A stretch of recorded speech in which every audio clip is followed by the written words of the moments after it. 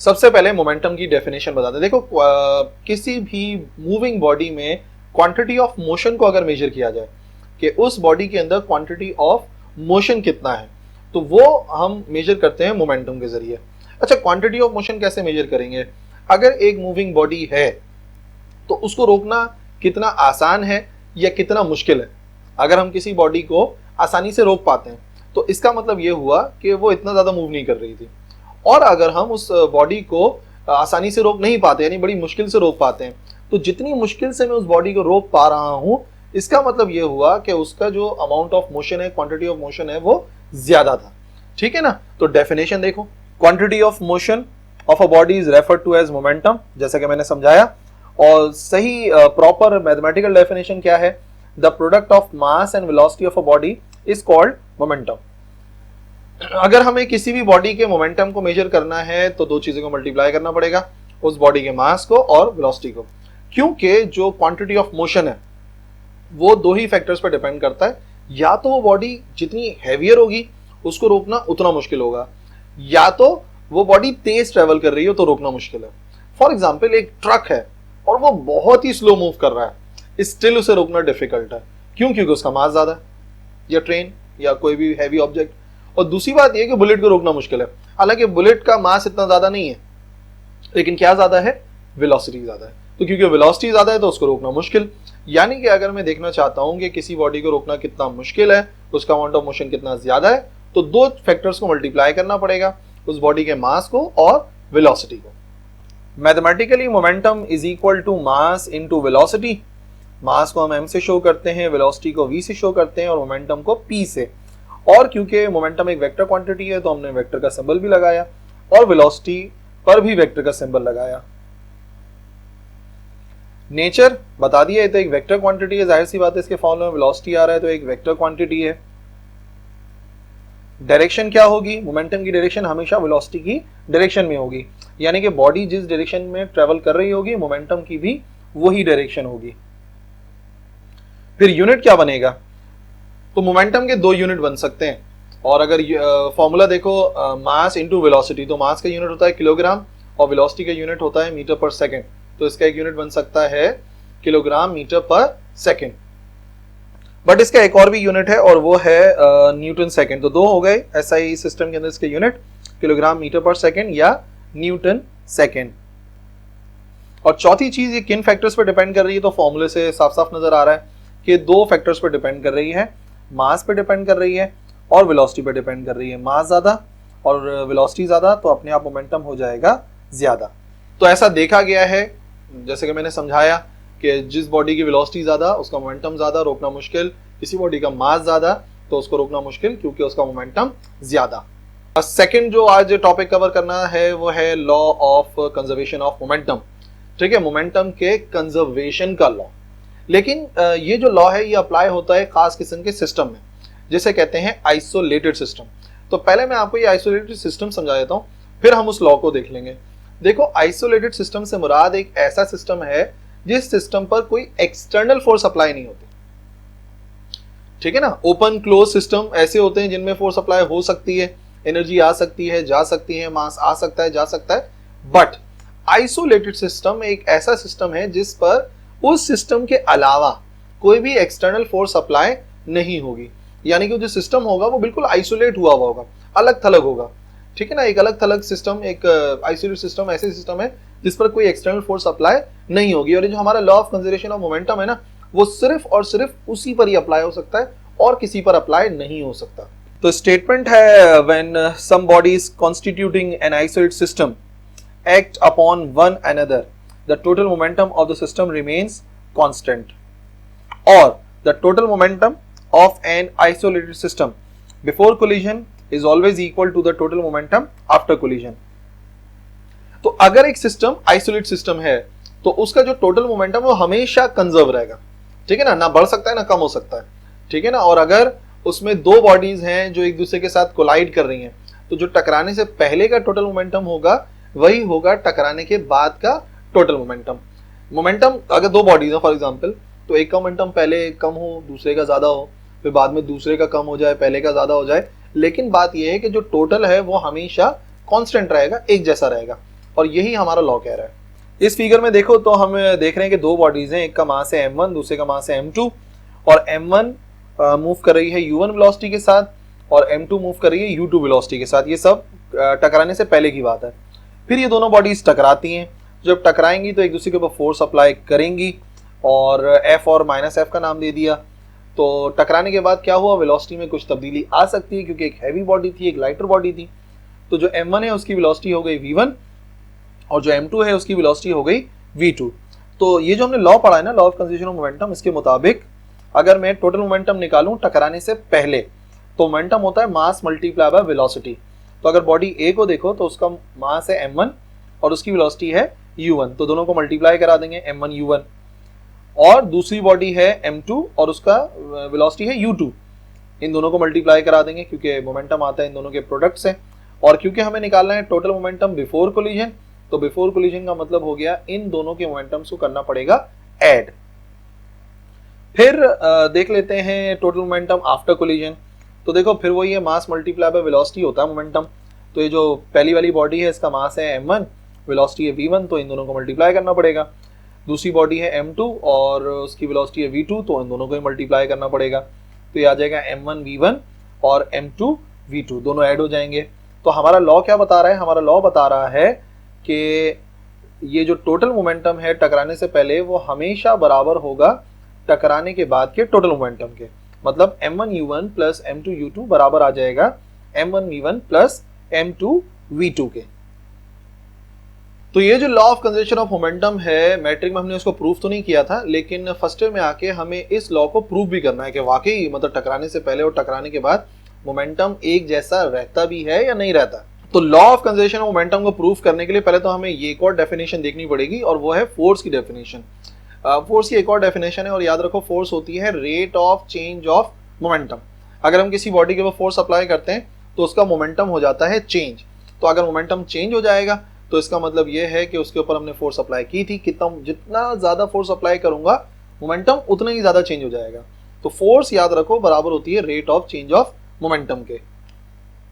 तो यहां पर अगर हम फोर्स कैलकुलेट करना चाह रहे हैं तो देखो बॉडी ए ने बॉडी बी की तरफ फोर्स अप्लाई करी F, तो बॉडी बी ने न्यूटन थर्ड लॉ के मुताबिक बॉडी ए के ऊपर फोर्स अप्लाई करी माइनस F। तो जो एवरेज फोर्स की वैल्यू है जो ए ने अप्लाई करी बी पर, उसको हम इस तरह से कैलकुलेट कर सकते हैं। मैंने बताया rate of change of momentum, momentum कितना चेंज हुआ डिवाइड करा दो टाइम से। तो जो फोर्स ए की लगी है बी पर, तो उस फोर्स की वजह से बी का मोमेंटम बदला है। बी का मोमेंटम फाइनल कितना है m2 v2, इनिशियल कितना है m2 u2, दोनों को माइनस किया डिवाइड बाय t। तो वो एवरेज फोर्स जो कि बॉडी ए पर अप्लाई कर रही है बॉडी बी, उससे ए का मोमेंटम चेंज हुआ है, यानी कि वो जाएगी m1 v1 minus m2 u2, उसका final minus initial divide by t। और न्यूटन के थर्ड लॉ के मुताबिक ये दोनों फोर्सेस इक्वल होंगी, बट डायरेक्शन जो है वो अपोजिट होगी।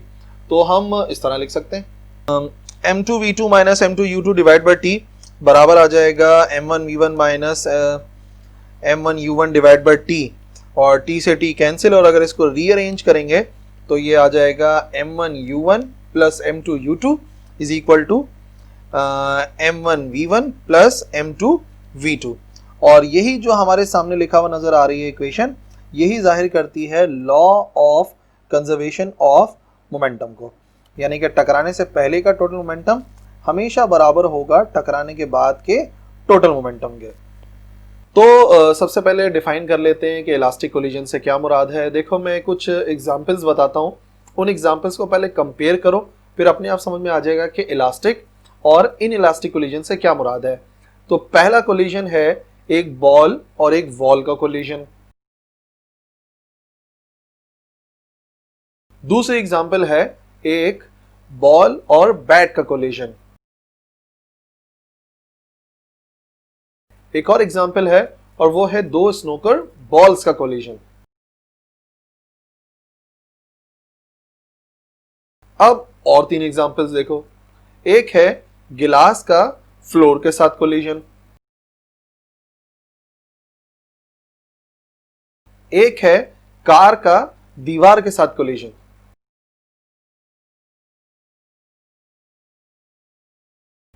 और एक कार का दूसरी कार के साथ कोलिजन।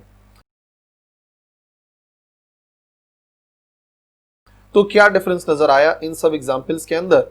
जो पहली मैंने 3 एग्जाम्पल्स दी थी उनमें क्या डिफरेंस है और बाकी जो 3 एग्जाम्पल्स थी उनमें क्या डिफरेंस है? तो देखोगे जो शुरू की तीनों एग्जाम्पल्स हैं उनमें कुछ सिमिलैरिटी है। और सिमिलैरिटी क्या है कि वहां पे जो कोलिजन हुआ है उसमें अगर डिफॉर्मेशन किसी बॉडी के अंदर आया है तो वो टेम्पररी आया है, नॉट परमानेंट। जबकि बाकी की जो 3 एग्जाम्पल्स थी जिसमें कार का वॉल के साथ, कार के साथ और एक गिलास का फ्लोर के साथ कोलिजन था, उसमें आप देखो तो जो डिफॉर्मेशन आई है वो परमानेंट आई है। तो इस तरह से आप दोनों के दरमियान में डिफरेंस कर सकते हो। बट पर्टिकुलर डेफिनेशन ये है कि एक ऐसा कोलिजन जिसमें टकराने से पहले और टकराने के बाद टोटल मोमेंटम और टोटल काइनेटिक एनर्जी दोनों कांस्टेंट रहे, तो ऐसा कोलिजन कहलाता है इलास्टिक कोलिजन। जब टकराने से पहले और टकराने के बाद काइनेटिक एनर्जी और टोटल मोमेंटम दोनों सेम रहे, तो एक ऐसा कोलिजन इलास्टिक कोलिजन कहलाएगा, जिसकी हमने तीनों एग्जांपल्स देखी। स्नूकर बॉल्स का कोलिजन, बैट बॉल का कोलिजन और एक बॉल का वॉल के साथ कोलिजन। जबकि जो इनइलास्टिक कोलिजन है उसमें टकराने से पहले और टकराने के बाद टोटल मोमेंटम तो कांस्टेंट रहता है, लेकिन जो काइनेटिक एनर्जी है वो चेंज हो जाती है। देखो मोमेंटम तो ट्रांसफर हो जाएगा, जो पार्ट्स बने हैं उनमें मोमेंटम तो ट्रांसफर हो जाएगा, लेकिन जो काइनेटिक एनर्जी है वो थोड़ी सी लॉस हो जाएगी। वो जो बॉन्ड्स ब्रेक हुए हैं ब्रेकिंग में या डिफॉर्मेशन में, उसमें कुछ अमाउंट ऑफ एनर्जी जो है वो लॉस हो जाता है। तो उस अमाउंट ऑफ एनर्जी के लॉस होने की वजह से जो टोटल काइनेटिक एनर्जी है बिफोर कोलिजन वो बराबर नहीं होती total kinetic energy after collision. उसके बाद हमारे सिलेबस के अंदर एक डेरिवेशन है जिसमें दो बॉडीज हैं जिनके मासेस हैं m1 और m2 और वो मूव कर रही हैं वेलोसिटीज u1 और u2 के साथ, जैसे कि हमने law of conservation of momentum में भी स्टडी करा था। फिर क्या होता है, उन दोनों के दरमियान में एक इलास्टिक कोलिजन होता है। तो इलास्टिक कोलिजन के बाद दोनों जो है वो उनकी वेलोसिटीज कुछ चेंज हो जाती हैं, मासेस तो सेम रहते हैं। तो m1 की वेलोसिटी हो जाती है v1 और m2 की वेलोसिटी हो जाती है v2। तो हमें दो फॉर्मूले, दो एक्सप्रेशन ड्राइव करने हैं final velocities of the bodies के, यानी कि एक फॉर्मूला हमें चाहिए v1 का और दूसरा फॉर्मूला चाहिए v2 का। इजी डेरिवेशन है और अगर पैटर्न क्लियर हो जाए तो समझना बहुत ही आसान है। तो देख लेते हैं कैसे होगी डेरिवेशन। तो अगर तो कोलिजन इलास्टिक कोलिजन है तो initial momentum of the system बराबर होगा final momentum of the system, और सिस्टम के अंदर दो बॉडीज हैं m1 और m2 है, और इसका जो मोमेंटम है वो हो जाएगा m1 u1, इसका मोमेंटम होगा टकराने से पहले m2 और मल्टीप्लाई बाय u2। तो टोटल आ गया मोमेंटम टकराने से पहले, और टकराने के बाद इसका मोमेंटम हो जाएगा m1 v1 और इसका मोमेंटम हो जाएगा m2 v2। तो ये दोनों बराबर होंगे और फिर हम इसको नाम दे देते हैं इक्वेशन नंबर 1 का। इसी को थोड़ा सा रीअरेंज करो तो ये जो वैल्यू है प्लस की इस तरफ जाके हो जाएगी माइनस की, और ये जो प्लस का m2 u2 लिखा हुआ है वो इस तरफ जाके हो जाएगा माइनस। ऐसा हमने इस वजह से किया ताकि m1 और m2 को कॉमन लिया जा सके। तो लेफ्ट हैंड साइड से m1 कॉमन आ गया, क्या बचा u1 माइनस v1, और राइट हैंड साइड से हमने कॉमन ले लिया m2 को, तो बच गया m2 common v2 minus u2। अब ये इक्वेशन हम कह सकते हैं इक्वेशन नंबर 2। तो इलास्टिक कोलिजन में दो चीजें कांस्टेंट रहती हैं, मोमेंटम कांस्टेंट रहता है और टोटल काइनेटिक एनर्जी कांस्टेंट रहती है। तो मोमेंटम का तो हमने सॉल्यूशन कर लिया। अब बारी है इलास्टिक कोलिजन में काइनेटिक एनर्जी भी सेम रहती है, टोटल काइनेटिक एनर्जी। तो काइनेटिक एनर्जी जो कि बराबर होती है 1/2 mv² के, तो यहाँ पर आ जाएगा 1/2 mv², यानी कि मास और फिर वेलोसिटी के स्क्वायर से मल्टीप्लाई कराना है। इस बॉडी का मास है m1, इसकी वेलोसिटी है u1, तो हो जाएगा 1/2 m1 u1 का स्क्वायर। इसकी काइनेटिक एनर्जी हो जाएगी 1/2 m2 u2 का स्क्वायर। तीसरी वाली बॉडी की हो जाएगी m1 v1 का स्क्वायर हाफ के साथ, और ये हो जाएगा 1/2 m2 v2 का स्क्वायर चौथा। अब यहाँ से हमने हाफ को कॉमन लिया और ये हाफ कैंसिल हो गए, तो क्या वैल्यू बची, वैल्यू बच गई m1 u1 का स्क्वायर प्लस m2 u2 का square is equal to m1 v1 का स्क्वायर प्लस m2 v2 का स्क्वायर। फिर इसी में हमने क्या किया कि हमने जो है वो m1 को एक तरफ ले गए, ये जो m1 की वैल्यू है उसको हम ले गए इस तरफ, और इस तरफ लाने के बाद हमने m1 को कॉमन लिया, तो क्या बचा u1 का स्क्वायर माइनस v1 का स्क्वायर। इसी तरीके से इस वैल्यू को हम ले गए इस तरफ माइनस की, तो ये हो जाएगा m2 v2 का स्क्वायर माइनस m2 u2 का स्क्वायर, तो m2 कॉमन, तो बचेगा v2 का स्क्वायर और u2 का स्क्वायर। और फिर यहाँ पर हम एक फॉर्मूला अप्लाई करेंगे, हमें पता है कि a² माइनस b², ये फॉर्मूला है कि a² माइनस बी स्क्वायर बराबर किसके होता है? तो याद रखो ए स्क्वायर माइनस बी स्क्वायर बराबर होता है पहले a प्लस बी और उसी के साथ मल्टीप्लाई में हम लिख देते हैं a माइनस बी डॉट, यहाँ पर आ जाएगा a माइनस बी, यानी कि जो दोनों वैल्यूज के स्क्वायर लिखा हुआ एक मरतबा उसको प्लस में लिखो, दूसरी मरतबा माइनस में, तो हो जाएगा u1 plus v1 u1 minus v1। और इसी तरीके से यहाँ पे लिखा हुआ है फॉर एग्जांपल v2 का स्क्वायर माइनस u2 का स्क्वायर, तो पहले यही वैल्यू एक मरतबा आ गई v2 प्लस u2 और अगली मरतबा आ जाएगी v2 माइनस u2। और अब हम इस इक्वेशन को नाम दे रहे हैं इक्वेशन नंबर 3 का। अब क्या करेंगे? डिवाइड कराएंगे इक्वेशन नंबर 3 को इक्वेशन नंबर 2 से। देखो इक्वेशन नंबर 3 तो यही है जो कि ऊपर लिखी हुई नजर भी आ रही है, जो हमने डिवाइड कराया, इसको हम डिवाइड करा रहे हैं इक्वेशन नंबर 2 से। कौन सी इक्वेशन नंबर 2? ये वाली इक्वेशन नंबर 2 जिसमें लिखा हुआ है m1 common u1 minus v1, m2 common v2 minus u2। इससे डिवाइड कराया तो ये वैल्यूज कैंसिल हो गई, m1 से m1, u1 माइनस v1 से u1 माइनस v1 पूरा कैंसिल, फिर m2 कैंसिल और इसी तरीके से v2 माइनस u2 से v2 माइनस u2 कैंसिल। तो अब हमारे पास एक इक्वेशन आ गई कि u1 प्लस v1 बराबर है v2 प्लस u2 के, और अब हम इसको नाम दे रहे हैं इक्वेशन नंबर 4 का, और इसी से सब हमें सॉल्व करना है। तो हमने क्या किया, v1 के लिए हमने इक्वेशन नंबर 3 से v2 को अलग किया। v2 को जब v1 की वैल्यू निकालनी है तो v2 को रिप्लेस कराना पड़ेगा। अच्छा, v2 को हमने किस तरह से अलग किया है? तो देखो u1 प्लस v1 तो एज इट इज, ये जो u2 लिखा हुआ है इसको अगर हम दूसरी तरफ भेज दें तो माइनस का u2 हो जाएगा, तो v2 अलग हो जाएगा। तो ऐसे ही हुआ, v2 बराबर आ गया u1 plus v1 minus u2। और इस v2 की वैल्यू को अब हम रख रहे हैं इक्वेशन नंबर 1 में। इक्वेशन नंबर 1 जो सबसे पहली इक्वेशन थी, जिसको हमने सबसे पहले law of conservation of momentum से फाइंड किया था, ये वाली m1 u1 m2 u2 m1 v1 plus m2 u2 equation number 1 थी ना। इसमें अब हम v2 की जगह पे वो वैल्यू पुट कर रहे हैं जो कि हमने फाइंड करी है। तो वैल्यू पुट करने के बाद m1 u1 plus m2 u2 as it is, m1 v1 भी एज इट इज, यहाँ पे आ गया m2 और ये पूरी वैल्यू आ गई v2 की। ठीक है, अब m2 बारी बारी दोनों से तीनों वैल्यू से मल्टीप्लाई होगा तो m2 u1 m2 v1 और plus minus minus m2 u2 हो जाएगा, और यहाँ पहले से लिखा हुआ है m1 u1 plus m2 u2। अब हम क्या करते हैं, सिर्फ उन वैल्यूज को यहाँ पे रहने देते हैं जिनमें v1 इन्वॉल्व है, यानी कि ये वाली और ये वाली वैल्यू। बाकी इस वैल्यू को और इस वैल्यू को हम भेज रहे हैं लेफ्ट हैंड साइड पर, तो माइनस का m2 u2 इस तरफ जाके हो जाएगा प्लस का m2 u2, और ये जो प्लस की वैल्यू m2 u1 ये इस तरफ जाके हो गई माइनस की m2 u1। अब देखो m2 u2 दोनों नजर आ रहे हैं, इन दोनों को हमने प्लस किया और बाकियों में से क्या किया, यहाँ पे लिखा हुआ है m1 u1 minus m2 u1, तो यहाँ से कॉमन आ सकता है u1, तो u1 हमने कॉमन लिया और बच गया है m1 माइनस m2, और इस तरफ से भी कॉमन आ सकता है, यहाँ से हम v1 को कॉमन ले सकते हैं, तो हमने v1 को कॉमन लिया तो ये आ गया m1 प्लस m2 और v1 कॉमन। अब क्योंकि वैल्यू हमें चाहिए थी v1 की, तो v1 को यहीं रहने दो, ये जो वैल्यू है m1 प्लस m2 ये दोनों के साथ जाकर हो जाएगी डिवाइड, तो हमारा आंसर आ जाएगा m1 minus m2 divide by m1 plus m2 और u1। इसी तरीके से यहाँ पर 2m2 u2 और डिवाइड में आ जाएगा m1 प्लस m2। ये इक्वेशन नंबर ए है जो कि जाहिर कर रही है फाइनल वेलोसिटी ऑफ m1, पहली वाली बॉडी की फाइनल वेलोसिटी को। इसी तरीके से हम जब v2 की वैल्यू हमें चाहिए तो इक्वेशन नंबर 3 से हम v1 की वैल्यू को अलग करेंगे। v1 की वैल्यू को अलग करेंगे तो v1 प्लस u1 लिखा हुआ था वो इस तरफ जाके माइनस का हो जाएगा। अब इस v1 की वैल्यू को पुट कर रहे हैं इक्वेशन नंबर 1 में, वही पहले वाली ना, law of conservation of momentum. m1 u1 plus m2 u2 तो है ही, m1 v1 लिखा हुआ था तो v1 की जगह पे वो पूरी वैल्यू आ गई और m2 v2 as it is.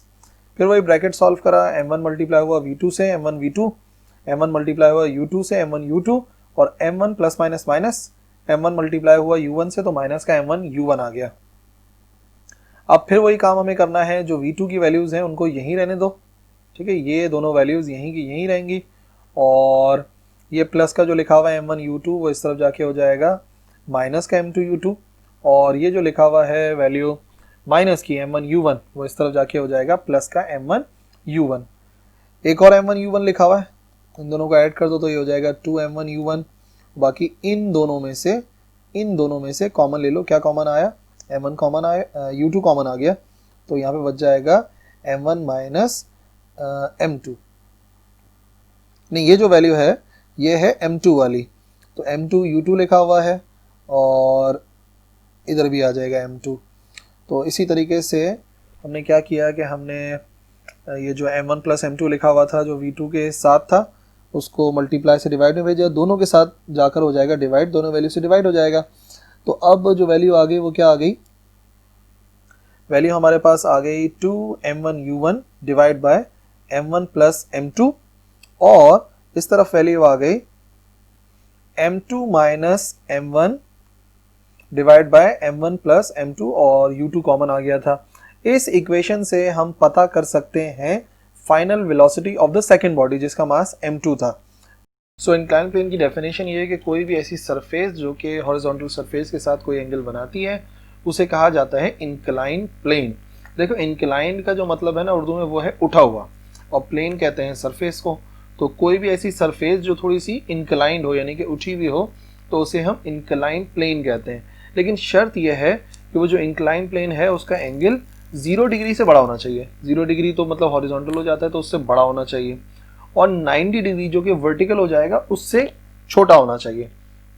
ऐसी किसी भी सरफेस को हम इंक्लाइन प्लेन कहेंगे। जैसे कि यहाँ पे नजर आ रहा है कि इंक्लाइन प्लेन जो कि एक बॉडी भी रखी हुई है इंक्लाइन प्लेन के ऊपर, और ये जो एंगल बन रहा है इस हॉरिजॉन्टल सरफेस के साथ ये एंगल है थीटा। ठीक है, तो ऐसी सरफेस को इंक्लाइन प्लेन कहा जाता है। तो अब हमें करना क्या है, तो हमें एक्चुअली ड्राइव करना है फॉर्मूला फॉर एक्सेलरेशन। एक्सेलरेशन के लिए फॉर्मूला निकालना है कि अगर कोई बॉडी स्लाइड कर रही है डाउन किसी भी इंक्लाइन प्लेन से तो उसके एक्सेलरेशन के लिए कौन सा फॉर्मूला इस्तेमाल होगा। ठीक है, तो उसके लिए हम ये पूरी सपोजिशन कर रहे हैं। तो एक ब्लॉक है जिसका मास है m और वो रखा हुआ है एक इंक्लाइन सरफेस के ऊपर और वो एंगल बना रही है थीटा। ठीक है ना, ये जो एंगल बन रहा है वो है थीटा, और 3 फोर्सेस जो है वो इस ब्लॉक के ऊपर एक्ट कर रही हैं।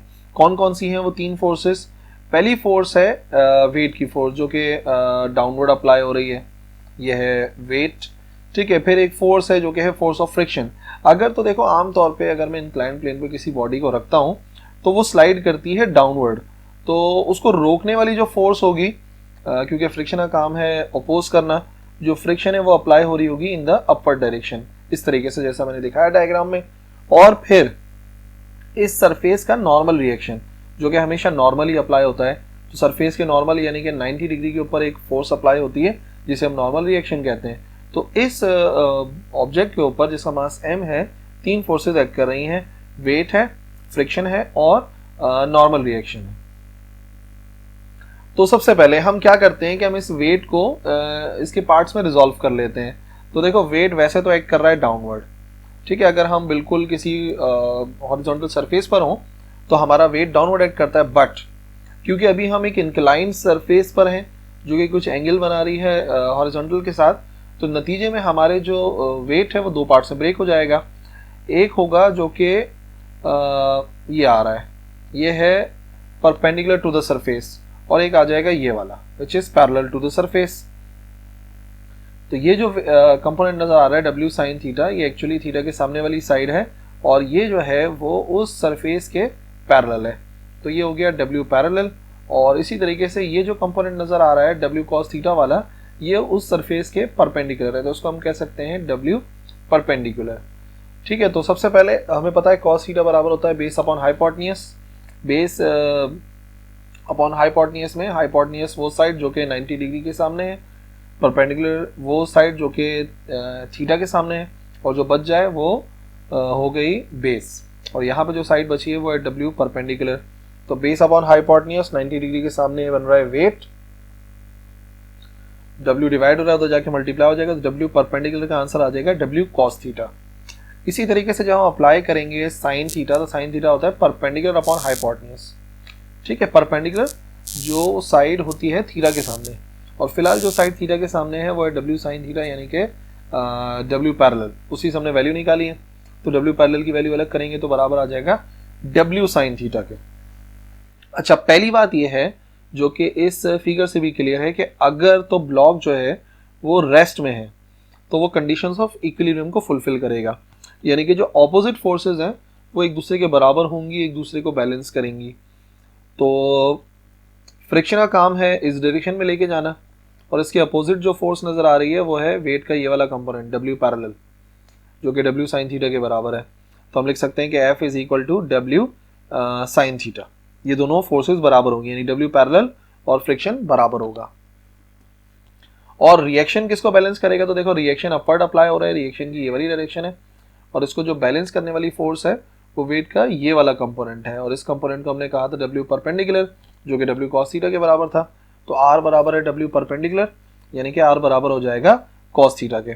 ठीक है, तो जो दोनों ही हमारे पास इक्वेशंस थी जो इससे पहले मैंने बताई, वो तब हैं जबकि ऑब्जेक्ट होगा रेस्ट में।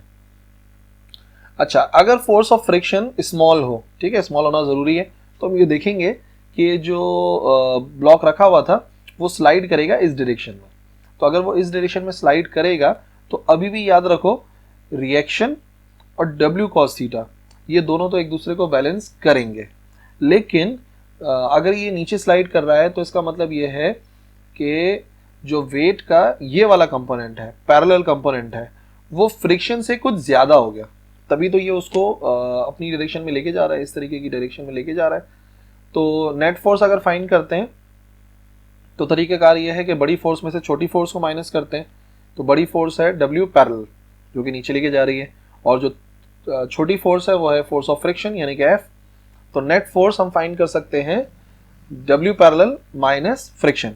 W पैरेलल जो खुद बराबर है W sin थीटा के, और फ्रिक्शन की जगह पर तो हमने F ही लिखा है, और कैपिटल F यानी कि नेट फोर्स जो है वो बराबर है ma के। और फिर हमने W की वैल्यू पुट करी, मतलब W बराबर होता है mg के, तो W की जगह पर mg आ गया। नेक्स्ट स्टेप में हमने क्या किया कि a की वैल्यू क्योंकि हमें फाइंड करनी थी, एक्सेलरेशन फाइंड करनी है, तो m मल्टीप्लाई हो रहा है, इस तरफ भेजे तो डिवाइड हो गया, तो mg sin theta minus f और ओवर m आ गया। तो अब यहाँ पर हमने दो काम किए। सबसे पहले तो ये कि हमने एलसीएम ब्रेक किया, और एलसीएम ब्रेक करने के बाद ये वाला जो m है वो इस m से हो गया कैंसिल, और f के नीचे जो m था वो एज इट इज हम लिख दिया। तो a बराबर आ जाएगा g sin theta minus f upon m। ये इक्वेशन रिप्रेजेंट कर रही है acceleration of the body sliding down on incline plane, और जिसमें फ्रिक्शन मौजूद है, और फ्रिक्शन कितनी है? फ्रिक्शन है स्मॉल f। एक केस ये भी आता है कि अगर फ्रिक्शन एब्सेंट हो तो क्या होगा? तो याद रखो अगर तो फ्रिक्शन एब्सेंट है तो हम भी यहाँ पे फ्रिक्शन को स्मॉल f से शो करा है, तो अगर फ्रिक्शन एब्सेंट है तो हम कह सकते हैं कि फ्रिक्शन 0 के बराबर है। तो यही जो हमारी इक्वेशन नंबर 1 थी, ये वाली equation a is equal to g sin theta, अगर मैं यहाँ पर f की जगह पे 0 पुट कर दूँ तो 0 से डिवाइड होकर m भी 0 हो जाएगा। तो इस केस में एक्सेलरेशन आ जाएगा g sin थीटा, यानी कि अगर कोई भी इंक्लाइन प्लेन है जिसमें फ्रिक्शन मौजूद नहीं है तो उस पर किसी भी बॉडी का जो एक्सेलरेशन है वो डिपेंड करेगा दो फैक्टर्स पे। एक तो हो गया वैल्यू ऑफ g, और दूसरा हो गया उस इंक्लाइन प्लेन के एंगल के ऊपर।